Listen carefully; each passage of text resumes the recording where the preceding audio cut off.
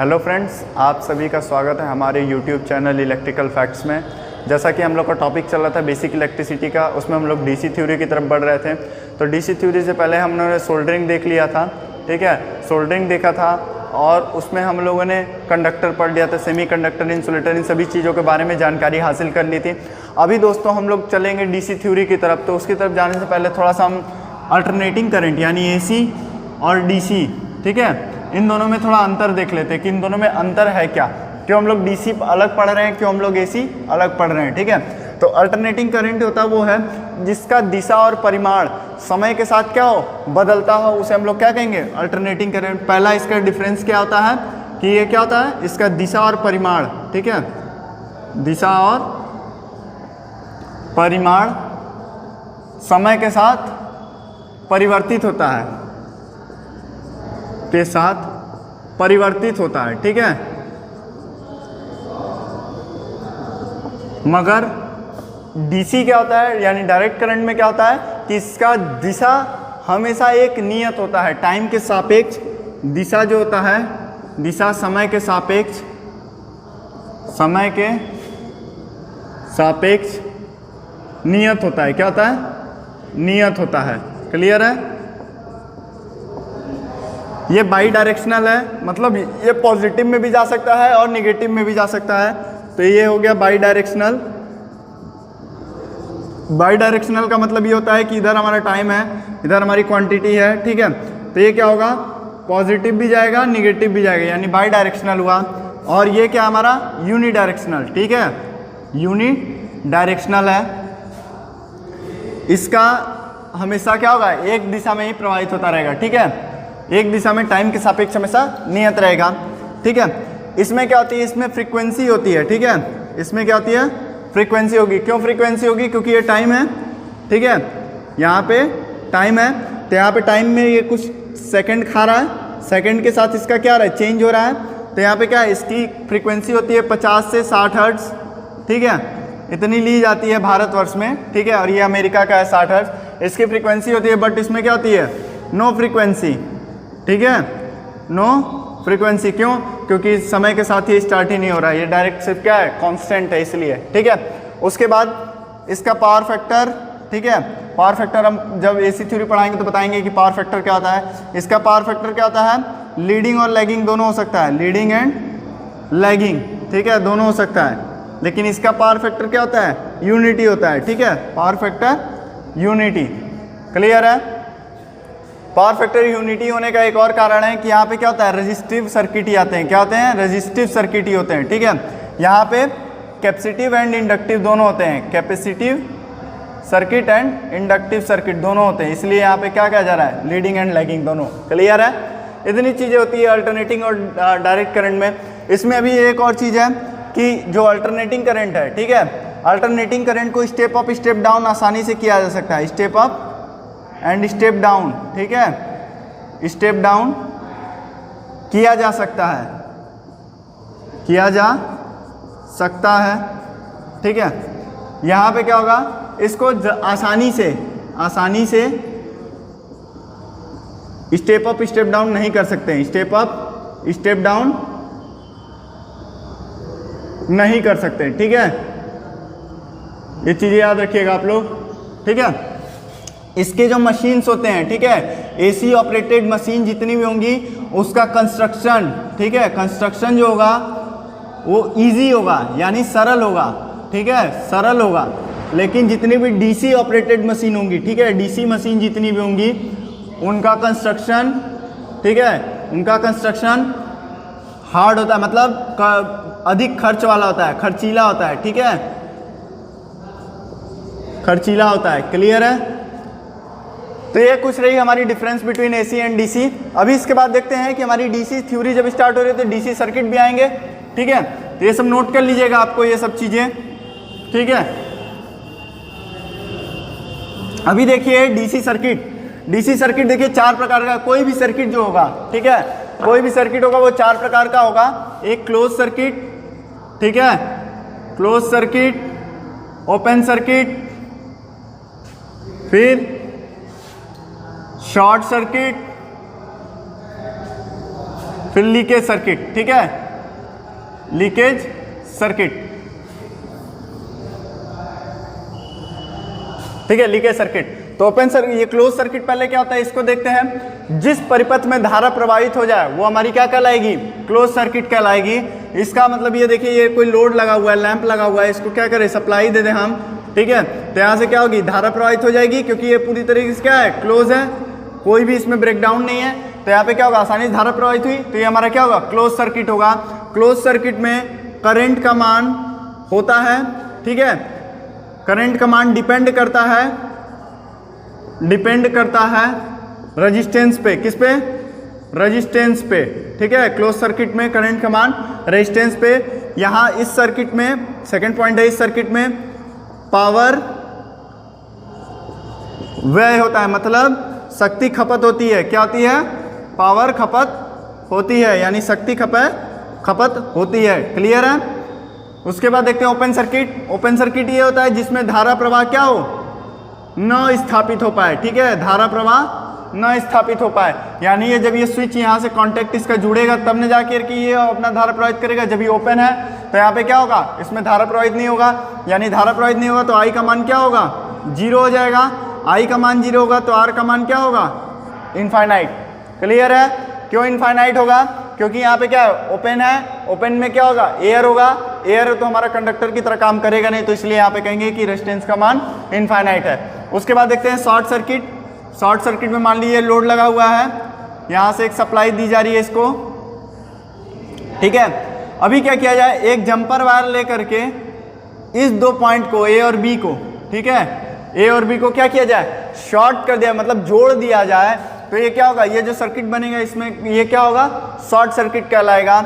और इसमें जो करंट का मान होगा वो इनफाइनाइट होगा। क्यों, क्योंकि यहाँ पे अगर रेजिस्टेंस, जो वायर जंपर वायर जो ले रहे हैं उसका अगर रेजिस्टेंस नगण्य मान लिया जाए तो यहाँ पे क्या होगा, करंट का मान अधिक हो जाएगा, क्योंकि जब रेजिस्टेंस नहीं है तो करंट क्या होगी, अधिक बहेगी, इसलिए यहाँ पे करंट का मान इनफाइनाइट होगा और रेजिस्टेंस का मान 0 होगा, ठीक है। ये चीज़ें आप लोग जरूर ध्यान में रखिएगा, क्योंकि इन पे बहुत ज़्यादा क्वेश्चन पूछ लिया जाता है।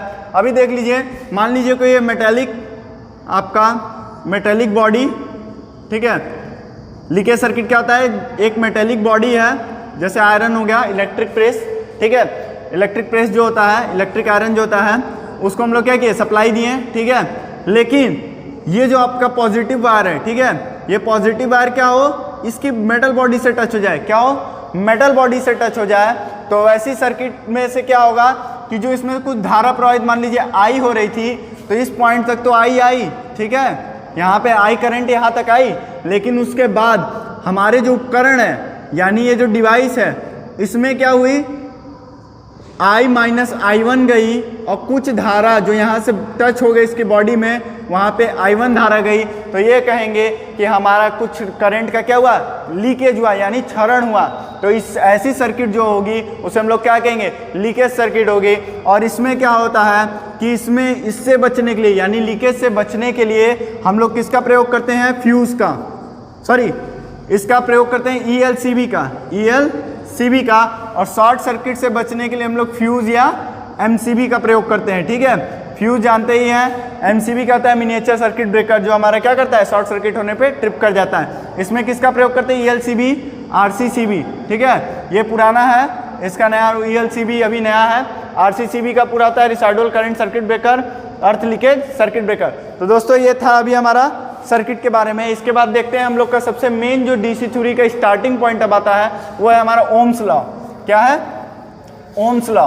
तो ओम्स लॉ क्या होता है कि जब किसी कंडक्टर का, ठीक है, ओम्स लॉ समझिएगा ध्यान से, बहुत इंपॉर्टेंट है। मान लीजिए यहाँ पे ओम्स लॉ हेडिंग डाल दे रहे हैं, ठीक है, यहाँ क्या है, मान लीजिए कोई कंडक्टर है, ठीक है, कंडक्टर है, उसमें क्या है, एटम्स है, इलेक्ट्रॉन्स भी है, ठीक है, ये सब इलेक्ट्रॉन है। यहाँ पे क्या किया गया, सप्लाई दिया गया, ठीक है, सप्लाई दिया गया। तो अभी क्या होगा कि इसमें कुछ ये जब प्रेशर लगा, ठीक है, ये हम क्या बोले थे, इलेक्ट्रिक प्रेशर है, V जो सप्लाई दिया गया वो क्या है, इलेक्ट्रिक प्रेशर है। इसके किस पे दिया गया, कंडक्टर के दोनों एंड पे दिया गया है। तो इसमें क्या होगा कि इलेक्ट्रॉन पे कुछ फोर्स लगेगा, जिसको हम लोग इलेक्ट्रोमोटिव फोर्स कहते हैं, यानी EMF कहते हैं। ये इलेक्ट्रॉन क्या होंगे, इधर की तरफ मूव होंगे, ठीक है। ये इलेक्ट्रॉन इधर की तरफ जब मूव हुए तो जैसा कि हम बताए थे E बराबर है बाई क्यू से, कि जिधर इलेक्ट्रॉन मूव करेगा उसके अपोजिट में क्या बनेगा, इलेक्ट्रिक फील्ड बनेगा। और इलेक्ट्रिक फील्ड बनेगा वो क्यों बनेगा, क्योंकि उसमें से धारा प्रवाहित होगी। तो यानी इसका इलेक्ट्रिक फील्ड क्या होगा, इस तरफ बनेगा, और इधर ही हमारी क्या होगी, करंट प्रवाहित होगी। तो ये क्या होगा, इधर से जब ऐसे करंट जा रहा है, ठीक है, तो ये इसकी जो मात्रा होगी वो डिपेंड करेगा कि कितना इसमें रेजिस्टेंस। अगर इसका रेजिस्टेंस फिक्स मान लिया जाए, कांस्टेंट मान लिया जाए, तो ये जो करंट इसमें से प्रवाहित होगी उसकी मात्रा डिपेंड करेगी कितना इलेक्ट्रिक प्रेशर अप्लाई किया गया। तो सीधा सीधा हम लोग ये कह सकते हैं कि ओम्स लॉ के अकॉर्डिंग, ठीक है, ओम्स लॉ के अकॉर्डिंग अगर किसी कंडक्टर का भौतिक स्थिति कांस्टेंट हो, भौतिक स्थिति का मतलब तापमान, प्रेशर, ठीक है, ये सब चीज़ें अगर कांस्टेंट हो तो उसके सिरों पर लगाया गया विद्युत वाहक बल, उसके सिरों पर लगाया गया विद्युत वाहक बल उस कंडक्टर में से प्रवाहित होने वाली धारा के डायरेक्टली प्रोपोर्शनल होगा। ये देखिए V is directly proportional to I। Clear है, मतलब कि इसमें से जो धारा प्रवाहित होगी इस कंडक्टर में से वो किसके डायरेक्टली प्रोपोर्शनल होगी, अप्लाइड वोल्टेज के। और ये भी हो सकता है कि I is in directly proportional to V, ठीक है, ये दोनों होता है। बस दोनों में फर्क देखिएगा कि क्या हो जाता है कि हम लोग I is directly proportional to V और V is directly proportional to I कहते हैं। यहाँ पे जब हम प्रोपोर्शनैलिटी साइन हटाते हैं तो यहाँ पे एक कांस्टेंट आता है R और I उसी तरह से उतर जाता है। ये जो R है, ठीक है, इसे हम लोग रेजिस्टेंस कहते हैं। क्या कहते हैं, रेजिस्टेंस कहते हैं। और ये हमारा वोल्टेज होता है, ठीक है, ये हमारा वोल्टेज होता है और ये हमारा करंट होता है। क्लियर है। अभी देखिए यहाँ पे जो कांस्टेंट बन के आया, हम लोग क्या बोले थे अभी कि अगर इसकी रेजिस्टेंस और फिजिकल अपीयरेंस को, ठीक है, फिजिकल क्वालिटीज़ को अगर कांस्टेंट रख दिया जाए, जैसे टेम्परेचर एंड प्रेशर, और इसका रेजिस्टेंस अगर कांस्टेंट हो जाए तो उसमें बहने वाली धारा किसके डायरेक्टली प्रोपोर्शनल होगी, वोल्टेज के, अप्लाइड वोल्टेज के। तो यहाँ देखिए वही हुआ। तो ये R क्या निकल के आया, एक कांस्टेंट निकल के आया ना, यही R कांस्टेंट को हम लोग क्या कहते हैं, रेजिस्टेंस कहते हैं, ठीक है। अभी यहाँ देखिए क्या होगा कि जब ये I is directly proportional to V होगा तो I इज इक्वल टू, अगर ये प्रोपोर्शनैलिटी साइन हटाएंगे तो V बाई R हो जाएगा, V बाई R हो जाएगा। तो अब V बाई R की जगह हम लोग यहाँ पे अगर V को इस तरफ रखा जाए, V इंटू 1 बाई R हो सकता है।